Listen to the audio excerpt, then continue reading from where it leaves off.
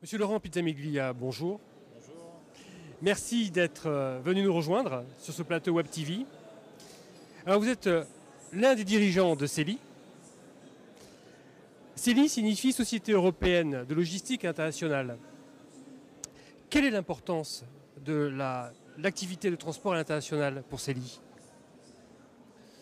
Alors vous avez raison de le souligner, dès la création finalement du projet. Donc c'est ma maman qui a créé l'entreprise, mais on était ensemble, je dirais, quand on a fait le concept.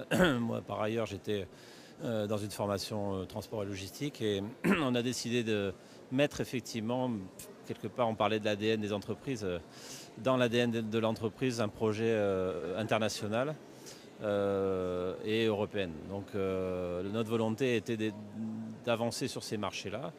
Donc on l'a fait pendant de nombreuses années depuis nos bases France, c'est-à-dire qu'en particulier l'Espagne a été un marché naturel puisqu'on était très ancré sur le sud de la France, moins puissant au nord mais très, très puissant sur toute la moitié sud de la France. Et donc l'Espagne, l'Italie étaient des marchés un peu plus naturels, et l'Espagne a toujours été notre premier marché international. Et c'est pour ça que la première création internationale du groupe s'est faite en Espagne, à Tarragone, il y a 6 ans, et on a ouvert une agence là-bas. C'était un choix géographique, stratégique, puisque le port de Tarragone est un port vraquier, et le vrac, c'est le cœur de notre métier. Alors justement, du fait de votre positionnement européen, ressentez-vous comme d'autres une différence aujourd'hui, dans la situation actuelle, entre l'Europe du Nord et l'Europe du Sud? Vous, qui êtes quand même présent en Espagne, l'Espagne dont on sait qu'elle connaît une situation très difficile. Alors effectivement, j'ai pas de comparaison sur l'ensemble des pays, mais en 2009, année de crise, on a décidé d'ouvrir également une filiale en Allemagne. Donc c'est pour dire qu'effectivement, on a une vision sud et une vision nord. Clairement, bon, on connaît la performance de l'Allemagne qui reste au niveau international reconnu, et l'Espagne, les grandes différences. Bon, en Espagne, la conjoncture aujourd'hui est extrêmement difficile. J'en ai pris la mesure vraiment cette année, où nous aussi, on est rentré dans une baisse de chiffre d'affaires importante, et même des pertes sur l'exercice. Minimes, mais elles sont là. La situation est la suivante, c'est qu'il y a un impact social immédiat. Aujourd'hui, en Espagne, 1 personne sur 4 est au chômage. Ma directrice commerciale qui intervient beaucoup là-bas me le faisait remarquer, que finalement dans la rue on croise des gens, et 1 sur 4 est en difficulté, ne trouve plus d'emploi. Les perspectives, il n'y en a pas.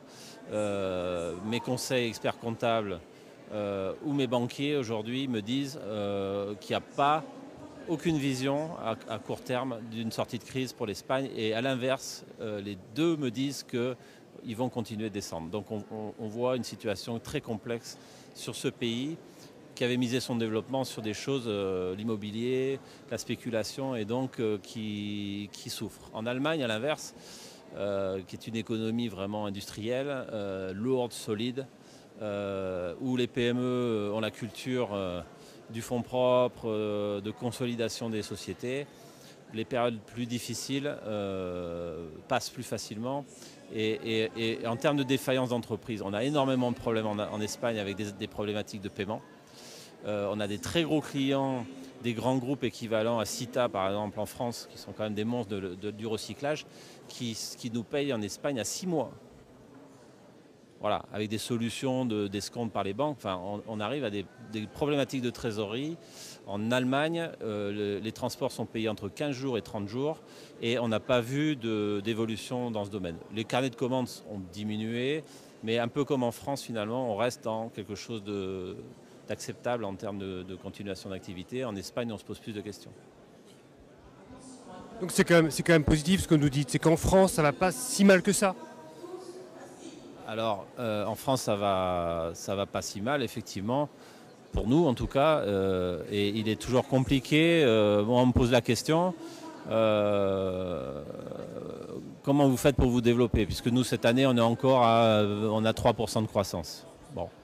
Le groupe s'est développé extrêmement vite ces 5 dernières années, puisque si on prend notre histoire, les 10 premières années, on monte à 15 millions d'euros de chiffre d'affaires. Les 10 suivantes, on est à 20. Donc on a une croissance de 5 millions, qui est une croissance modérée de 30% à peu près en 10 ans. Et on fait de la rentabilité à ce moment-là. Par contre, on développe nos résultats, on travaille sur la rentabilité et on travaille sur le concept de faire des fonds propres pour se donner des moyens. Et les 5 dernières années, on a 90% de croissance de chiffre d'affaires, avec une rentabilité qui reste relativement stable. Donc ça, on l'a fait en France, essentiellement. Même si, je vous ai dit, on a créé l'Espagne, etc. Mais l'essentiel de notre croissance a été tiré en France. Et donc, nous, on approvisionne bien sûr tout le secteur industriel. On est sur l'agroalimentaire. Alors l'agroalimentaire, secteur plutôt en difficulté et en réduction. L'industrie est relativement stable. Et ce qui tire aujourd'hui notre activité, c'est le recyclage, c'est le secteur, effectivement, qui est aujourd'hui très porteur pour les entreprises. Donc c'est notre positionnement sur ce segment-là et je pense une offre très dynamique de notre part vers les clients, très novatrice, qui fait qu'on a un résultat qui est probablement meilleur que nos confrères. Une dernière question, et je sais que ça vous tient à cœur. Célie est une entreprise familiale. Quelle place accordez-vous à l'humain, à Célie? Alors d'abord, société de service, hein, donc chez nous, l'homme est la ressource essentielle. Hein, si on regarde tout simplement, on n'a que d'argent, mais notre prix de revient, il est essentiellement composé des hommes qui composent l'entreprise. La place, elle est plus qu'essentielle, puisque les 10 premières années, on travaille sur une culture d'entreprise familiale, avec ses limites. Ensuite, on décide de passer à une autre échelle et effectivement, moi, j'oriente vers un fonctionnement peut-être un peu différent, qui nous a amené d'ailleurs à changer beaucoup de collaborateurs. Quand je dis changer, ce n'est pas forcément été toujours dans la violence, ça n'a pas toujours été violent, mais c'était une adaptation par rapport à ma vision du fonctionnement de l'entreprise. Et une fois qu'on a eu bien donné ce modèle aux salariés, finalement, on leur a dit voilà comment on voit le développement de l'entreprise.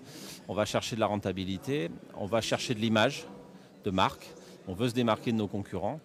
Donc tout ça, ça passe par eux. Il ne suffit pas que moi, de mon bureau, je dise voilà, on veut faire de la qualité. Il est évident que l'ensemble... On est multisite, nous, c'est particulier, puisque moi, je ne suis pas dans mes agences en permanence. Donc il faut que mon idée, ma vision de l'entreprise soit bien comprise et transposée ailleurs. Et ça, ce sont nos équipes. Et donc l'humain est fondamental. Et nous, on a tout misé justement sur la motivation, la compréhension de nos salariés. Donc c'est de la communication interne, très très régulière, expliquer ce qu'on fait, pourquoi on le fait. La culture du changement, dire ok ça marche aujourd'hui, on réfléchit pour voir ce qui marchera demain et déjà l'anticiper, lancer des nouvelles offres. Et point essentiel auquel je tiens beaucoup, c'est la motivation par la récompense.